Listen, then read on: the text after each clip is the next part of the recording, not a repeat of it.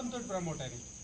ఎందుకంటే పెద్ద ఎత్తున వాళ్ళ ఫర్టిలైజర్స్ అమ్ముకోవడానికి గోధుమల బియ్యమే. మిగతా నీకు కంట్రోల్లో 2 రూపాయల కిలో జొన్న తీయండి, 3 రూపాయల కిలో జొన్న తీయండి, అది లేదు. ఆ రైసే ఇస్తున్నారు. ఆ రైస్ ఇప్పుడు ఎవ్వరు అడగకుండా కేంద్రం పెద్ద ఎత్తున సబ్సిడీ ఇస్తుంది ఫర్టిలైజర్స్. బియ్యం అనేది మార్కెట్లోకి రావడానికి కనీసం గవర్నమెంట్కే 30-40 రూపాయలు ఖర్చు అవుతుంది. అది తీసుకుపోయి 2 రూపాయలకి తెచ్చి వాల్యూ లేకుండా చేసి రైతు మళ్ళీ గవర్నమెంట్ చుట్టూ తిరిగే పరిస్థితి ఏర్పడుతుంది.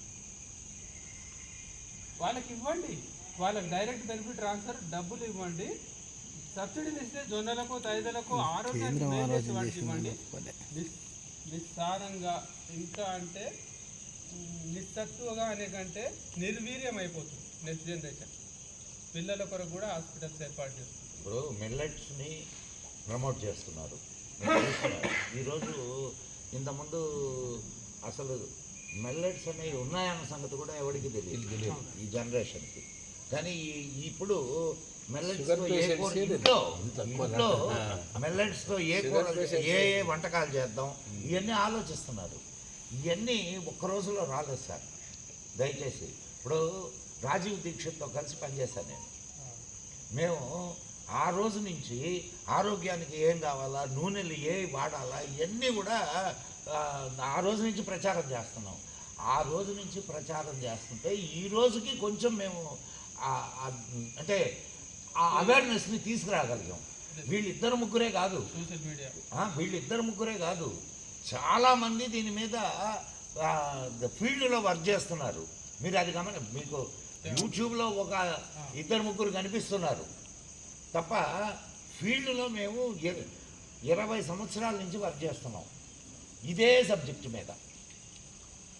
మేము అందుకే ఇప్పుడు గవర్నమెంట్ నుంచి మనం ఏం ఆశించదు సార్. ఫస్ట్ ఆఫ్ ఆల్ ఖచ్చితమైన మాట ఏమి ఆశించకూడదు, మనమే కన్జ్యూమర్స్ కావాలి. దీన్ని వీళ్ళలో అవేర్నెస్ చాలు. ఒక 1000 మందికి ఇన్ఫర్మేషన్ అంటే మనం 4000 మందికి ఇస్తే 1000 మంది రెడీ అవుతారు. ఆ 1000 మందికి కంటిన్యూగా ఒక ప్లేస్లో మా ప్రోడక్ట్స్ మా 20 మంది రైతులు ఇక్కడ దొరుకుతాయి. ఆ ప్యాకింగ్ అది నాది ప్రత్యేకంగా ఏమైంది సార్ అంటే నేను పెద్ద ఎత్తున రిటైర్మెంట్ బెనిఫిట్స్ అని తీసుకుపోయి అగ్రికల్చర్ పడేసి 14 ఎకరాలు అవుట్ ఆఫ్ 20 14 ఎకరాలకు ఫర్టిలైజర్ బంద్ చేసేసి అక్కడనే తలమునకలు అయిపోతున్నాను. నాకు ఇంట్లో మా మిస్సెస్ వచ్చేసి నేను నా ప్రోడక్ట్ ఇంటికి ఎవరైనా వచ్చిందంటే నేను చేనుకోతే ఇంటికాడ ఉన్నాను, ఇంటికాడ ఉంటే చేనుకాడ ఉన్నాను. ఫస్టే నేను ఆ ఊరి దగ్గర వ్యవసాయం పెట్టుకొని అక్కడ ఉండాలనుకొని అది సక్సెస్ కాక చేస్తున్నాం.